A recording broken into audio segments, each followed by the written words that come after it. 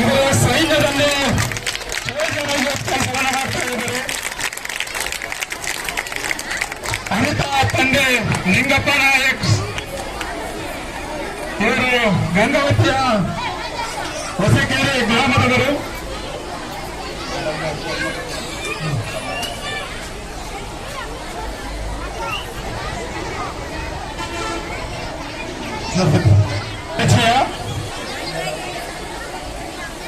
ಅನಿತಾ ಇವರ ಒಂದು ಪರಿಚಯ.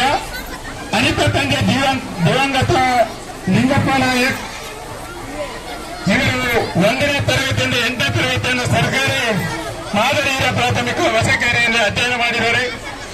9 ಹಾಗೂ 10ನೇ ತರಗತಿ ಶಿಕ್ಷಣವನ್ನ ಜನತಾ ಸೇವಾ ಶಿಕ್ಷಣ ಸಂಸ್ಥೆ ಗಂಗಾವತಿಯಲ್ಲಿ ಅಧ್ಯಯನ ಮಾಡಿದ್ದಾರೆ.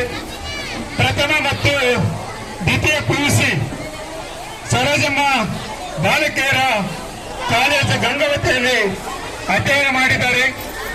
ಬಿಕಾಂ ಪದವಿಯನ್ನ ಸಂಕಲ್ಪ ಕಾಲೇಜ್ ಗಂಗಾವತಿಯಲ್ಲಿ ಪೂರ್ಣಗೊಳಿಸಿ ಸ್ಪರ್ಧಾತ್ಮಕ ಪರೀಕ್ಷೆ ತರಬೇತಿಯನ್ನ ಚಾಣಕ್ಯ ಕರಿಯರ್ ಅಕಾಡೆಮಿ ವಿಜಯಪುರದಲ್ಲಿ ಮುಗಿಸಿ ಭಾರತ ರಕ್ಷಣಾ ಸೇವೆಯ ಭಾರತ ಕೈಗಾರಿಕಾ ಭದ್ರತಾ ಪಡೆಗೆ ಆಯ್ಕೆ ಆಗಿ ತಮಿಳುನಾಡಿನ ಚೆನ್ನೈನಲ್ಲಿ ತಮ್ಮ ಸೇವಾ ತರಬೇತಿಯನ್ನು ಪಡೆದುಕೊಂಡು ಪ್ರಸ್ತುತ ದೆಹಲಿಯ ಮೆಟ್ರೋ ರೈಲ್ವೆ ಸ್ಟೇಷನ್ನಲ್ಲಿ ಕರ್ತವ್ಯವನ್ನ ಮಾಡ್ತಾ ಇದ್ದಾರೆ. ಅವರ ಒಂದು ಸೇವೆ ಮತ್ತು ಅವರ ದೇಶಕ್ಕೆ ಮಾಡ್ತಕ್ಕಂಥ ಸೇವೆಯನ್ನು ಗುರುತಿಸಿ ನಮ್ಮ ಶಾಲೆಯ ಎಸ್ಡಿಎಂಸಿ ಅಧ್ಯಕ್ಷರು ಸದಸ್ಯರು ಅವರನ್ನು ಗುರುತಿಸಿ ಸನ್ಮಾನವನ್ನ ಮಾಡ್ತಾ ಇದ್ದಾರೆ. ಆ ಸನ್ಮಾನವನ್ನ ಅನಿತಾ ಮೇಡಮ್ ಅವರು ಆ ಸನ್ಮಾನ ಸ್ವೀಕರಿಸಬೇಕಂತ ವಿನಂತಿಸಿಕೊಳ್ತಾ ಇದ್ದೇವೆ.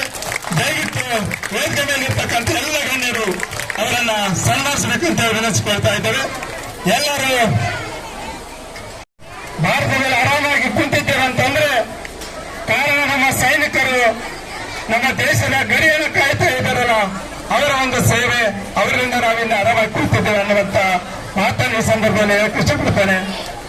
ಆ ದೇವರು ಇವರಿಗೆ ಹೆಚ್ಚಿನ ಆಯಸ ಆರೋಗ್ಯ ಇನ್ನೂ ಹೆಚ್ಚಿನ ದೇಶಕ್ಕಾಗಿ ಸೇವೆ ಕೊಡತಕ್ಕಂಥ ಶಕ್ತಿ ಆ ದೇವರು ಕೊಡಲಂತ ಹೇಳಿ ಅವರೆಲ್ಲರೂ ನಾವು ವಿನಂತಿಸಿಕೊಳ್ಳೋಣ. ದೇವರಲ್ಲಿ ಎಲ್ಲರೂ ಜೋರಾದ ಚಪ್ಪಾಳೆ ತಟ್ಟುವ ಮುಖಾಂತರ ಅವರಿಗೆ ಪ್ರೋತ್ಸಾಹಿಸೋಣ.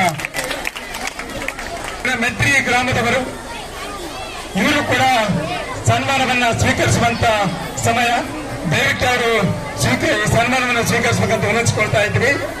ಆಶ್ಚರ್ಯವನ್ನ ಉಂಟು ಮಾಡ್ತಾ ಇದೆ. ಇವರ ಲಕ್ಷ್ಮೀದೇವಿ ಕೃಷ್ಣಪ್ಪ ದಂಪತಿಗಳ ಶ್ರೇಷ್ಠ ಸುಪುತ್ರನಾಗಿ 1984ರಲ್ಲಿ ಜನಿಸಿ ಇವರು ಪ್ರಾಥಮಿಕ ವಿದ್ಯಾಭ್ಯಾಸ ನಮ್ಮ ಮೆಟ್ರಿ ಸರ್ಕಾರಿ ಶಾಲೆಯಲ್ಲಿ ವಿದ್ಯಾಭ್ಯಾಸ ಪೂರ್ಣಗೊಳಿಸಿ ಕಂಪನಿ ಶುಗರ್ ಫ್ಯಾಕ್ಟರಿ ವಿಜಯ ಪ್ರೌಢಶಾಲೆಯಲ್ಲಿ ಪಿಯುಸಿ ಹೊಸಪೇಟೆ ವಿಜಯನಗರ ಕಾಲೇಜಿನಲ್ಲಿ ಕಲಿಯುತ್ತಾ ಪದವಿ ಕನ್ನಡ ವಿಶ್ವವಿದ್ಯಾಲಯ ಹಂಪಿಯಲ್ಲಿ ಬಿ ಮ್ಯೂಸಿಕ್ ಎಂಜಿಎಂಎಸ್ ಪತ್ರಿಕೋದ್ಯಮ ಮತ್ತು ಮಾಧ್ಯಮ ಪಡೆದ ನಂತರ ಸಾಣೆಹಳ್ಳಿಯಲ್ಲಿ ನಾಟಕ ಡಿಪ್ಲೊಮಾ ಮಾಡಿ ನಂತರ ಬೆಂಗಳೂರು ವಿಶ್ವವಿದ್ಯಾಲಯದಲ್ಲಿ ನಾಟಕದಲ್ಲಿ ಸ್ನಾತಕೋತ್ತರ ಪದವಿಯನ್ನು ಮುಗಿಸಿರುತ್ತಾರೆ. ನಂತರ ಯೋಗ ಡಿಪ್ಲೊಮ್ ರಾಮನಗರ ಜನಪದ ಡಿಪ್ಲೊಮಾ ಮುಗಿಸಿರುತ್ತಾರೆ. ನಂತರ ಆದರ್ಶ ಫಿಲ್ಮ್ ಅಂಡ್ ಟಿವಿ ಇನ್ಸ್ಟಿಟ್ಯೂಟ್ ಅಲ್ಲಿ 1 ವರ್ಷ ಉಪನ್ಯಾಸಕರಾಗಿ ಕೆಲಸ ಸೇವೆಯನ್ನ ಮಾಡಿರ್ತಾರೆ.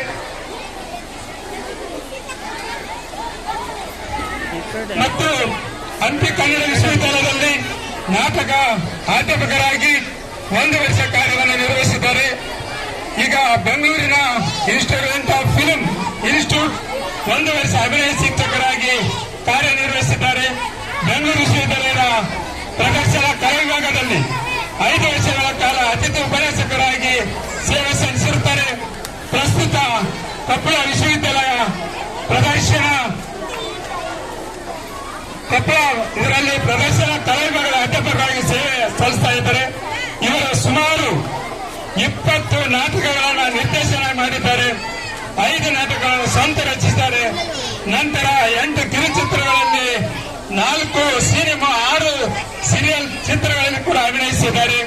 ಇವರಿಗೆ ಸಂಘ ಪ್ರಶಸ್ತಿಗಳು 106. ಅವುಗಳಲ್ಲಿ 2010ರಲ್ಲಿ ಸಮಾಜ ಸೇವೆಗಾಗಿ ಹೈದರಾಬಾದ್ ಕರ್ನಾಟಕ ಪತ್ರಕರ್ತರ ವೇದಿಕೆಯಿಂದ ಶ್ರೀಕೃಷ್ಣ ದೇವರಾಯ ರಾಜ್ಯ ಪ್ರಶಸ್ತಿ, ನಂತರ 2014ರಲ್ಲಿ ಬೆಂಗಳೂರಿನ ಲಲಿತ ಕಲಾ ಸಂಸ್ಥೆಯಿಂದ ಉತ್ತಮ ಕಲಾವಿದ ರಾಜ್ಯ ಪ್ರಶಸ್ತಿ, ಕನ್ನಡ ಫಿಲ್ಮ್ ಚೇಂಬರ್ ಕಲಾ ಸೇವರತ್ನ ರಾಜ್ಯ ಪ್ರಶಸ್ತಿ, ಬಸವ ಕಾಯಕ ರಾಜ್ಯ ಪ್ರಶಸ್ತಿ, ಬೆಂಗಳೂರಿನ ನರಸೋಡು ಸಂಸ್ಥೆಯಿಂದ ಕಲಾಕುಸುಮ ಎಂಬ ಬಿರುದು, ಉಡುಪಿ ರಂಗಭೂಮಿ ಸಂಸ್ಥೆಯಿಂದ ಉತ್ತಮ ಕಲಾವಿದ ಪ್ರಶಸ್ತಿ, ಅನೇಕ ಪ್ರಶಸ್ತಿಗಳನ್ನು ಇವರನ್ನು ಹುಡುಕಿಕೊಂಡು ಬಂದಿವೆ.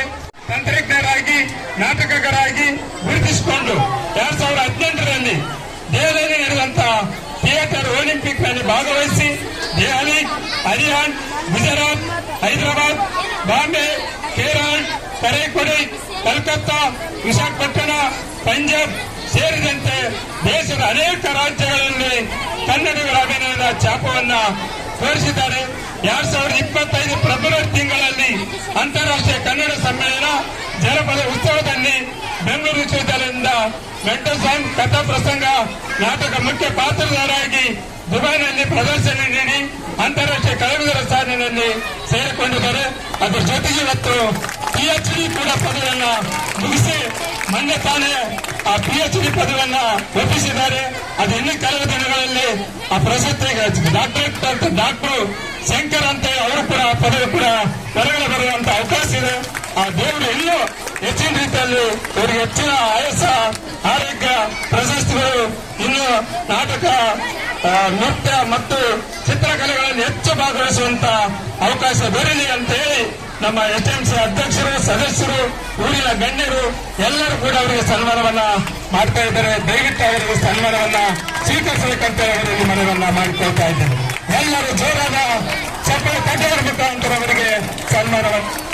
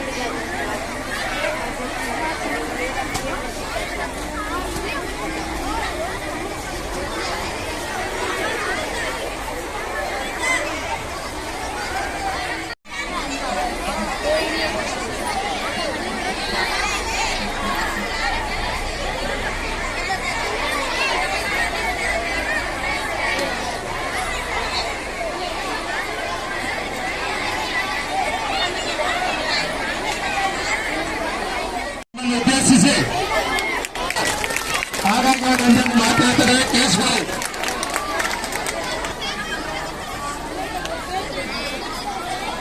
ವೇದಿಕೆ ಮೇಲೆ ಆಸೀನಂತಹ ಎಲ್ಲ ಸರ್ಕಾರಿ ಹಿರಿಯರು, ಶಿಕ್ಷಕರಿಗೆ, ಎಲ್ಲ ಟೀಚರ್ಸ್ಗೂ ಹಾಗೂ STMC ಸದಸ್ಯರಿಗೂ ಹಾಗೂ ಈ ಊರಿನ ಗ್ರಾಮಸ್ಥರಿಗೂ ಹಾಗೂ ನನ್ನ ನೆಚ್ಚಿನ ಎಲ್ಲ ಮಕ್ಕಳು ವಿದ್ಯಾರ್ಥಿನಿಗೂ ನನ್ನ ನಮಸ್ಕಾರಗಳು. ಈ ಒಂದು ಮೆಟ್ರಿಕ್ ಸ್ಕೂಲ್ ಅಂದರೆ ನನಗೆ ಭಾಳ ಆತ್ಮೀಯವಾದಂಥದ್ದು. ಯಾಕಂದರೆ ನಮ್ಮ ಸಿಸ್ಟರು ಇಲ್ಲೇ ವರ್ಕ್ ಮಾಡ್ತಾರೋದ್ರಿಂದ ಯಾವಾಗ ಬರ್ತಾ ಇರ್ತೀನಿ. ಇಲ್ಲಿನ ಮಕ್ಕಳು ಎಷ್ಟು ಇದಿರ್ತಾರಂದರೆ ಯಾವಾಗ ಬಂದರೂ ಅಷ್ಟೇ ಪ್ರೀತಿಯಿಂದ ಎಲ್ಲ ಬರ್ಮಾಡ್ಕೊಂಡು ಎಲ್ಲನೂ ನಮ್ಮನ್ನೆಲ್ಲ ವಿಚಾರಿಸ್ಕೊಂಡು ಇದು ಮಾಡೋ ನೋಡಿದ್ರೆ ಈ ಸ್ಕೂಲ್ ನಿಜವಾಗ್ಲೂ ಗ್ರೇಟ್ ಅನಿಸುತ್ತೆ. ಯಾಕಂದರೆ ಬೇರೆ ಊರಿನವರಾದರೆ ನೀವು ಯಾಕೆ ಇದು ಮಾಡ್ತೀರಮ್ಮ ಹಂಗೆ ಹಿಂಗೆ ಅನ್ನೋದ್ರಿಂದ ಈ ಊರಿನ ವಿದ್ಯಾರ್ಥಿಗಳಾಯ್ತು, ಗ್ರಾಮಸ್ಥರಾಯ್ತು, ಇದೆಲ್ಲ ಸಪೋರ್ಟ್ ಮಾಡಿ ಇಷ್ಟೆಲ್ಲ ವೇದಿಕೆಯಲ್ಲಿ ಅವ್ರು ಡ್ಯಾನ್ಸ್ ಮಾಡೋದಾಯ್ತು, ಸರಸ್ವತಿ ಪೂಜೆ ಇಟ್ಕೊಳ್ಳೋದಾಯ್ತು, ಇದೆಲ್ಲ ಒಳ್ಳೆ ಕಾರ್ಯನೇ.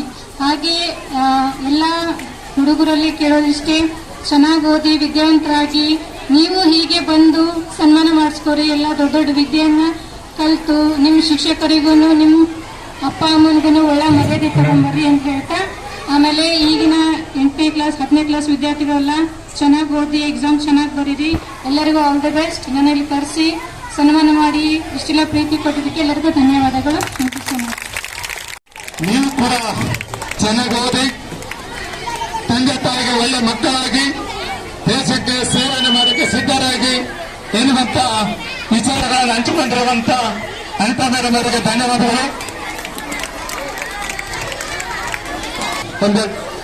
ಒಂದೆರಡು ಮಾತು ಆಡ್ಬೇಕಂತ ಅವರಲ್ಲಿ ಕೇಳ್ತೇವೆ. ಅವರು ಕೆ ಶಂಕರ್, ಈಗ ಮುಂದೆ ಡಾಕ್ಟರ್ ಕೆ ಶಂಕರ್ ಆಗ್ತಾರೆ. ದಯವಿಟ್ಟು ಮಾತಾಡ್ಬೇಕಂತ ನೆನೆಸ್ಕೊಳ್ತಾ ಇದ್ದೀನಿ. ಪರೀಕ್ಷೆಯ ಈ ಊರಿನ ಎಲ್ಲ ಮಕ್ಕಳಿಗೂ ಮತ್ತು ಪೋಷಕರಿಗೂ ಗೊತ್ತಿದೆ. ಆದರೆ ಇವತ್ತು ನಡೆದಂತ ಕಾರ್ಯಕ್ರಮ ಬಹಳ ವಿಶೇಷವಾಗಿತ್ತು. ಯಾಕಂದ್ರೆ ಮಕ್ಕಳ ಮುಂದೆ ಈ ರೀತಿಯ ಸಾಧಕರನ್ನ ಕರೆಸಿ ಒಂದು ಸನ್ಮಾನ ಕಾರ್ಯಕ್ರಮವನ್ನು ಹಮ್ಮಿಕೊಂಡಿದ್ದು. ನಾಳೆ ಮಹಿಳಾ ದಿನಾಚರಣೆ ಇದೆ. ಹಾಗಾಗಿ ಒಬ್ಬ ಸಾಧಕಿಯನ್ನ ಕರೆಸಿ ಅವರಿಗೆ ಸನ್ಮಾನ ಮಾಡಿರ್ತಕ್ಕಂಥದ್ದು ನಮ್ಮ STMC ಅವರಿಗೂ ಇಲ್ಲಿರ್ತಕ್ಕಂಥ ಎಲ್ಲ ಶಿಕ್ಷಕರೊಂದಕ್ಕೂ ನಾನು ತುಂಬ ಹೃದಯದ ಧನ್ಯವಾದಗಳನ್ನು ಸಲ್ಲಿಸ್ತಾ ಇದ್ದೇನೆ. ಯಾಕೆ ಅಂತವ್ರನ್ನ ಕರೆಸಿ ಮಾಡಿದ್ದಾರೆ ಅಂದ್ರೆ ಇಲ್ಲಿರ್ತಕ್ಕಂಥ ಮಕ್ಕಳು ಅವರ ಮನಸ್ಸಲ್ಲಿ ಒಂದು ಕನಸನ್ನ ಬಿತ್ತಿದ ಹಾಗೆ. ಅಂದ್ರೆ ಇವತ್ತು ಒಬ್ಬ ಸಾಧಕಿಯನ್ನ ಇಲ್ಲಿ ಕರೆಸಿ ಅವರಿಗೆ ಸನ್ಮಾನ ಮಾಡಿದರೆ ಮುಂದೆ ಒಂದು ದಿನ ನಾವು ಕೂಡ ಆ ರೀತಿ ವೇದಿಕೆ ಮೇಲೆ ಹೋಗಿ ಎಲ್ಲ ಪೋಷಕರ ಎದುರಿಗೆ, ಎಲ್ಲ ಮಕ್ಕಳ ಎದುರಿಗೆ ನಾವು ಈ ರೀತಿ ಸನ್ಮಾನವನ್ನು ಸ್ವೀಕರಿಸಬೇಕಂದ್ರೆ ನಾವು ಏನ್ ಮಾಡಬೇಕು? ಇವತ್ತಿನಿಂದ ಒಬ್ಬೊಬ್ಬರು ಒಂದೊಂದು ಗುರಿಯನ್ನು ಇಟ್ಕೋಬೇಕು. ಶಿಕ್ಷಕರಾಗಿರ್ಬೋದು, ಇದೇ ರೀತಿ ಮಿಲಿಟರಿ ಆಫೀಸರ್ ಆಗಿರ್ಬೋದು, ಪೊಲೀಸರಾಗಿರ್ಬೋದು, ನಿಮಗೆ ಯಾವಾಗ ಆಸೆ ಇದೆ ಒಂದೊಂದು ಕನಸುಗಳನ್ನು ಕಟ್ಟಿಕೊಂಡಾಗ ಮಾತ್ರ ನೀವು ಆ ಗುರಿಯನ್ನು ಮುಟ್ಟಲಿಕ್ಕೆ, ನೀವು ಕೂಡ ಇಂಥ ವೇದಿಕೆಯ ಮೇಲೆ ಸನ್ಮಾನ ಸ್ವೀಕರಿಸಲಿಕ್ಕೆ ಅರ್ಹರಾಗ್ತೀರಿ. ಮೊದಲು ಕನಸು ಕಟ್ಟೋದನ್ನ ಕಲಿಯಿರಿ, ಆಮೇಲೆ ಕನಸಿಗೆ ನೀರು ಇರಿಬೇಕು. ಅಂದ್ರೆ ಮಳೆಯಾಗ ತಲೆ ಮೇಲೆ ನೀರು ಎರೆಯೋದಲ್ಲ, ಅದಕ್ಕೆ ಪೂರಕವಾಗಿ ನಾವು ಯಾವ ರೀತಿ ಸಿದ್ಧತೆಯನ್ನು ಪಡ್ಕೋಬೇಕು, ಎಷ್ಟು ಓದಬೇಕು, ಯಾವುದನ್ನು ಓದಬೇಕು, ಎಷ್ಟು ಸಮಯ ಓದಿಗಾಗಿ ಮುಡುಪಾಗಿಡಬೇಕು, ಮನೆಯ ಕೆಲಸಗಳನ್ನು ಎಷ್ಟು ಮಾಡಬೇಕು. ನೋಡಿ, ಮನೆಯ ಕೆಲಸದ ಜೊತೆಗೆ ಓದಿ ಎಷ್ಟು ಸಾಧಕರು ಇದ್ದಾರೆ. ಇನ್ನು ಮುಂದಿನ ದಿನಗಳಲ್ಲಿ ನಮ್ಮೂರಿನವರೇ ವೇದಿಕೆಯನ್ನು ಅಲಂಕರಿಸುವಂತ ಸುಮಾರು ಜನ ಇದ್ದಾರೆ. ಹಾಗಾಗಿ ಈಗಲಿಂದ ಇಲ್ಲಿರ್ತಕ್ಕಂಥ ಮಕ್ಕಳು ಬರೀ ಎಂಜಾಯ್ಮೆಂಟ್, ಬರೀ ಇಲ್ಲಿ ಬರೋದು ಹೋಗೋದಲ್ಲ, ಇದರ ಜೊತೆಗೆ ಪ್ರತಿಯೊಬ್ಬರು ಒಂದೊಂದು ಕನಸುಗಳನ್ನು ಕಟ್ಟಬೇಕು. ಪ್ರತಿಯೊಬ್ಬರು ಅದಕ್ಕೆ ಪೂರಕವಾಗಿ ತಯಾರಿ ಈಗಿಂದ ನಡೆಸಬೇಕು. ನೀವು ಎಷ್ಟು ಓದಿದ್ರೂ ಸಾಲದು. ಯಾಕಂದ್ರೆ ಈಗ ತಂತ್ರಜ್ಞಾನ ತುಂಬಾ ಮುಂದುವರೆದಿದೆ. ನಾವು ಹಳ್ಳಿಗಾಡಿನಿಂದ ಅದನ್ನು ತಲುಪೋಕೆ ತುಂಬಾ ಕಷ್ಟ ಆಗುತ್ತೆ. ಯಾಕಂದ್ರೆ ಅದೇನು ದೊಡ್ಡದಲ್ಲ. ಯಾಕಂದ್ರೆ ಅದು ಸಿಟಿಯಲ್ಲಿದ್ದಲ್ಲಿ ತುಂಬಾ ಅನುಕೂಲಕರವಾಗಿರ್ತಕ್ಕಂಥದ್ದು. ಹಳ್ಳಿಗಾಡಲ್ಲಿ ಇರ್ತಕ್ಕಂಥದ್ದು ಅಂದ್ರೆ ನಾವು ಬಡತನದಲ್ಲಿರ್ತಕ್ಕಂಥ ಮಕ್ಕಳು ಇಲ್ಲಿಂದ ಹೋದ ತಕ್ಷಣ ಮನೆಯಲ್ಲಿ ಕೆಲಸ ಮಾಡಬೇಕಾಗುತ್ತೆ, ತಂದೆ ತಾಯಿಗಳಿಗೆ ನೆರವಾಗಬೇಕಾಗುತ್ತೆ. ಅಂತ ಸಂದರ್ಭದಲ್ಲಿ ಓದಿಗಾಗಿ ಸಮಯ ಸಿಗೋದಿಲ್ಲ. ಅದಕ್ಕಾಗಿ ನಿಮ್ಮ ಪರಿಶ್ರಮ ಜಾಸ್ತಿ ಇರುತ್ತೆ. ಓದಿನ ಕಡೆಗೆ ಗಮನ ಕೊಡಿ. ಎಲ್ಲರೂ ಹೆಚ್ಚಿನ ಅಂಕಗಳಲ್ಲಿ ಪಾಸ್ ಆಗಿ ನಿಮ್ಮ ಗುರಿಗಳನ್ನ ನೀವು ಸಾಧಿಸಬೇಕು ಅಂತ ಆಶಿಸ್ತಾ ಇದ್ದೀನಿ. ಇಷ್ಟು ವರ್ಷಗಳಲ್ಲಿ ಸುಮಾರು 20 ವರ್ಷ ನಾನು ನಿರಂತರವಾಗಿ ಈ ಶಾಲೆಯ ಜೊತೆಗಿದ್ದೇನೆ. ಇವತ್ತು ನನ್ನನ್ನ ಒಬ್ಬ ಅಂತಾರಾಷ್ಟ್ರೀಯ ಕಲಾವಿದನಾಗಿ ಗುರುತಿಸಿ ಇಲ್ಲಿ ಕರೆದು ಸನ್ಮಾನ ಮಾಡಿದ್ದಕ್ಕೆ ಮತ್ತೊಮ್ಮೆ STMC ಎಲ್ಲಾ ಸಮಿತಿಯವರಿಗೆ, ಮತ್ತೆ ಎಲ್ಲ ಪೋಷಕ ಪಾಲಕರಿಗೆ, ಮತ್ತೆ ವಿದ್ಯಾರ್ಥಿಗಳಿಗೆ, ಮತ್ತೆ ಶಿಕ್ಷಕರೊಂದಕ್ಕೂ ಕೂಡ ನಾನು ತುಂಬ ಹೃದಯದ ಧನ್ಯವಾದಗಳನ್ನು ಸಲ್ಲಿಸ್ತಾ ಇದ್ದೇನೆ. ಧನ್ಯವಾದ ಎಲ್ಲರಿಗೂ. ಪ್ರಯತ್ನ ಪಟ್ಟರೆ ಏನಾದರೂ ಸಾಧನೆ ಮಾಡಬಹುದು ಅನ್ನೋದಕ್ಕೆ ಇವರಿಬ್ಬರು ಸಾಕ್ಷಿ. ಅವರೆಲ್ಲ ಗುರುತಿಸಿಕೊಂಡು ಇಲ್ಲಿರ್ತಕ್ಕಂಥ ವಿದ್ಯಾರ್ಥಿಗಳ ಒಂದು 4 ಜನ ಪ್ರೇರಣೆ ಪಡೆದು ನೀವು ಕೂಡ ಒಂದು ಮಟ್ಟಕ್ಕೆ ಹೋದರೆ ಈ ಒಂದು ಸಂಘಕ್ಕೆ ಅರ್ಥ ಬರ್ತಾ ಅಂತ ಹೇಳ್ತಾ, ನೀವೆಲ್ಲರ ಒಂದು ಸಾಧನೆಯನ್ನ ಪ್ರೇರಣೆ ತಗೊಂಡು ನೀವು ಕೂಡ ದೊಡ್ಡ ವ್ಯಕ್ತಿಗಳಾಗಿ ಎನ್ನುವಂತ ವಿಚಾರವನ್ನ ಹಂಚಿಕೊಂಡಿರುವಂತ ಕೆ. ಶಂಕರ್ ಅವರಿಗೆ ಧನ್ಯವಾದಗಳು. ಎಲ್ಲರೂ ಈ ಶಾಲೆಯ ಇಲ್ಲಿರ್ತಕ್ಕಂಥರಲ್ಲಿ ಹಿರಿಯ ವಿದ್ಯಾರ್ಥಿ ಅಂದ್ರೆ ಕೂಡ ತಪ್ಪಾಗ್ಲಾರ್ದು. ಮೂರ್ತಿ ಅಣ್ಣವರು ನಮಗೆ ಬಹಳ ಆತ್ಮೀಯರು. ಅವರು RCN ಚಾನೆಲ್ ಮುಖಾಂತರ ಈ ಶಾಲೆಯ ಯಾವುದೇ ಪ್ರತಿಯೊಂದು ಕಾರ್ಯಕ್ರಮವನ್ನು ಕೂಡ ಈ ಶಾಲೆ ನಮ್ದು, ನನ್ನ ಕಾರ್ಯಕ್ರಮ, ನನ್ನ ಕೆಲಸ ಅಂತ ಹೇಳಿ ಅವರು ಬಂದು ಎಂತ ತೊಂದರೆ ಕೆಲಸ ಇದ್ರು ಕೂಡ ಅವನ್ನೆಲ್ಲ ಬದಿಗೊತ್ತಿ ಶಾಲೆ ಕಾರ್ಯಕ್ರಮಕ್ಕೆ ಬಂದು ಎಲ್ಲ ಮಕ್ಕಳ ಕಾರ್ಯಕ್ರಮಗಳನ್ನ ಸೆರೆ ಹಿಡಿದು ಯೂಟ್ಯೂಬ್ ಚಾನೆಲ್ ಅಲ್ಲಿ ಮತ್ತು RCN ಚಾನೆಲ್ ಅಲ್ಲಿ ಈ ಒಂದು ಕಾರ್ಯಕ್ರಮವನ್ನ ಬಿತ್ತನೆ ಮಾಡ್ತಾ ಇರ್ತಾರೆ. ಅವರಿಗೆ ನಾವು ಎಷ್ಟು ಧನ್ಯವಾದಗಳು ಹೇಳಿದ್ರು ಸಾಲದು. ಬರೀ ಶಾಲೆ ಅಲ್ಲ, ಈ ಊರಿನ ಸ್ಥಳೀಯ ಏನೇ ಕಾರ್ಯಕ್ರಮ ಇರಲಿ, ಯಾರೇ ಕರಲಿ, ಹೋಗಿ ಆ ಕಾರ್ಯಕ್ರಮವನ್ನ ಚಿತ್ರೀಕರಣ ಮಾಡಿ ಮತ್ತೆ ಆ ಕಾರ್ಯಕ್ರಮವನ್ನ ಯೂಟ್ಯೂಬ್ ಚಾನೆಲ್ ಮತ್ತೆ ಟಿವಿ ಚಾನೆಲ್ ಅಲ್ಲಿ ಕೂಡ ಬಿತ್ತನೆ ಮಾಡ್ತಾರೆ. ಅಂತವರಿಗೆ ಈ ಒಂದು ಸಂದರ್ಭದಲ್ಲಿ ಈ ಶಾಲೆ ವತಿಯಿಂದ, ಈ ಒಂದು ಮಕ್ಕಳ ವತಿಯಿಂದ ಒಂದು ಚಿಕ್ಕದಾದ ಗೌರವ. ಅವರಿಗೂ ಕೂಡ ಈ ಒಂದು ಕಾರ್ಯಕ್ರಮದಲ್ಲಿ ನಾವು ಸನ್ಮಾನವನ್ನ ಮಾಡಬೇಕು ಅಂತೇಳಿ STMC ಸಮಿತಿಯವರು ಹಮ್ಮಿಕೊಂಡಿದ್ದಾರೆ. ಹಾಗಾಗಿ ಅವರು ವೇದಿಕೆಗೆ ಆಗಮಿಸಬೇಕಂತೇಳಿ ಗೌರವಿತವಾಗಿ ಕೇಳ್ಕೊಳ್ತಾ ಇದ್ದೇವೆ. ದಯವಿಟ್ಟು ಮೂರ್ತಿಯವರು ವೇದಿಕೆಗೆ ಆಗಮಿಸಬೇಕು. ಯಾಕಂದ್ರೆ ಒಂದು ಗೌರಿ ಹಬ್ಬ ಆಗಿರಲಿ, ಜಾತ್ರೆ ಆಗಿರಲಿ, ಗಣೇಶನ ಹಬ್ಬ ಆಗಿರಲಿ, ಪ್ರತಿಯೊಂದು ಕಾರ್ಯಕ್ರಮವನ್ನ ಸೆರೆ ಹಿಡಿದು ನಮ್ಮೆಲ್ಲರಿಗೆ ಕುಂತಲ್ಲೇ ಆ ಕಾರ್ಯಕ್ರಮವನ್ನ ತೋರಿಸುವಂತ ಕೆಲಸವನ್ನ ಮಾಡ್ತಾ ಇದ್ದಾರೆ. ಅದರ ಜೊತೆಗೆ ಯಾವತ್ತೂ ಈ ಶಾಲೆಯ ಜೊತೆಗೆ ಇದ್ದಾರೆ, ಶಾಲೆಯ ಕಾರ್ಯಕ್ರಮಗಳ ಜೊತೆಗೆ ಇದ್ದಾರೆ. ಹಾಗಾಗಿ ಶಾಲೆಯ STMC ಕಮಿಟಿಯ ಪರವಾಗಿ, ಶಾಲೆಯ ಶಿಕ್ಷಕ ವೃಂದದ ಪರವಾಗಿ, ಎಲ್ಲ ಬುದ್ಧಿ ಮಕ್ಕಳ ಪರವಾಗಿ ಈ ಒಂದು ಗೌರವ ಸಮರ್ಪಣೆ ಕಾರ್ಯಕ್ರಮ. ಎಲ್ಲರೂ ಜೋರಾದ ಚಪ್ಪಾಳೆಯೊಂದಿಗೆ ಅವರಿಗೆ ಗೌರವವನ್ನು ಸೂಚಿಸೋಣ.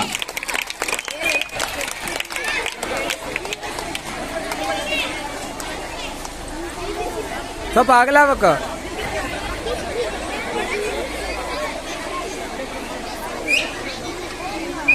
ಅಣ್ಣವರು ಒಂದೆರಡು ಮಾತುಗಳನ್ನು ಮಕ್ಕಳ ಕುರಿತು, ತಮ್ಮ ಕಾಯಕದ ಕುರಿತು ಮಾತಾಡಬೇಕಾಗಿದೆ. ಇನ್ನು ಉನ್ನತ ಸಾಂಸ್ಕೃತಿಕ ಕಾರ್ಯಕ್ರಮಗಳು ಮುಂದುವರಿಯುತ್ತವೆ.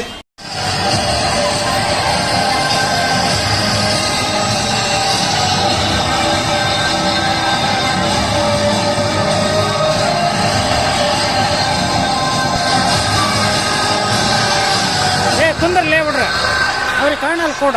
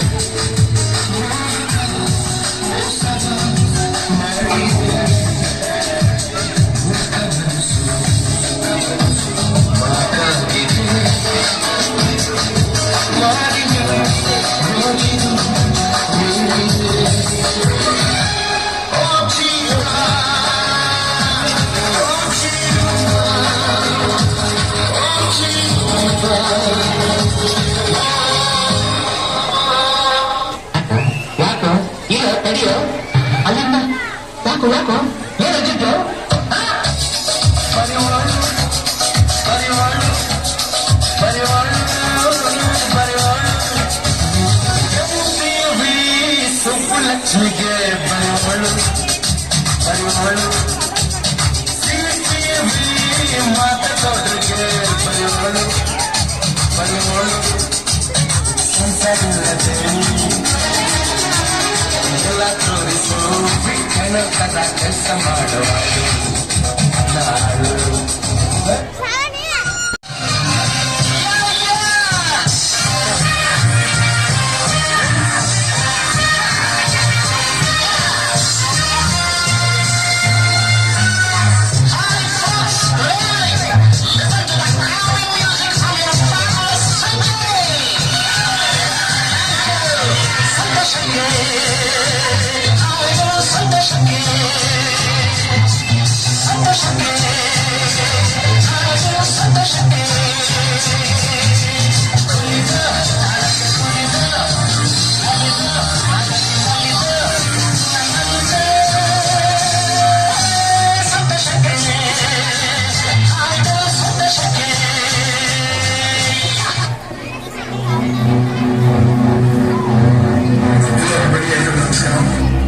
ಸಲ ಹೀರೋ ಆದ್ರೆ ಸಾಕು ಆ ಲೈಫ್ ಬಿಟ್ಟು ಅವ್ರಿಗೆ ಇಷ್ಟಪಡೋಂಥ ಅಭಿಮಾನಿಗಳಿಗೆ ಯಾವಾಗಲೂ ಹೀರೋ ಆಗಿದೆ.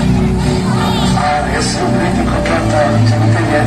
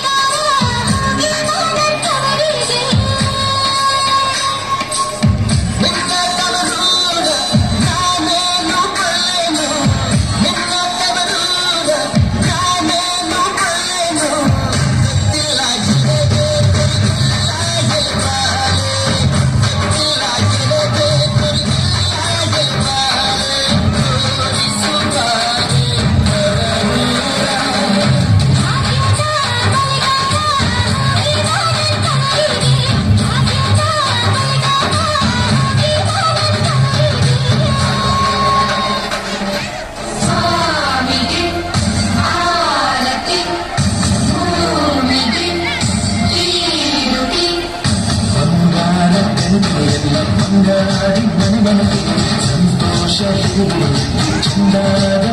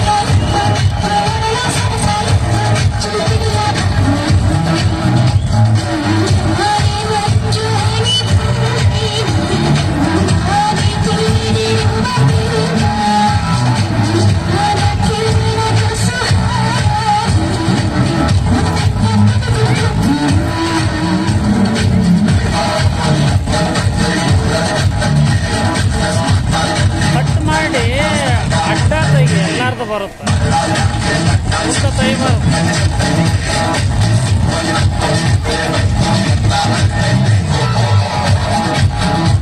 ಒಬ್ಬರದೇ ಕೈ ತೆಗಿಯ.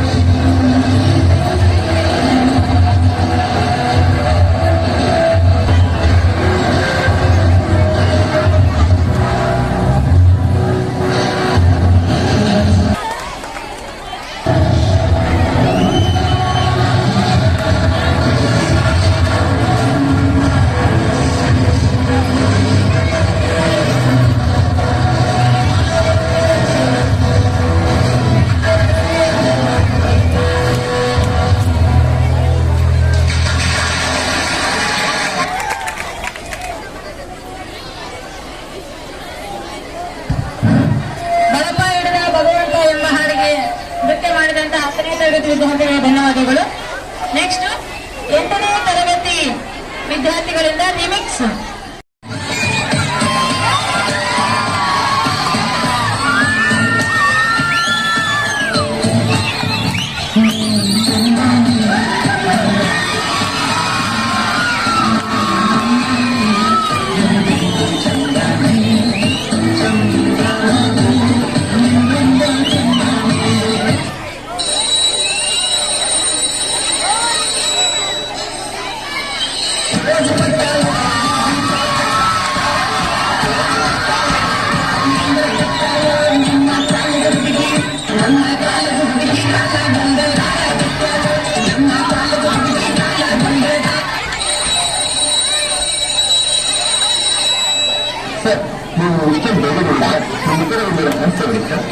ಅರಸಿನ ಮತ್ತು ಚಂದನದ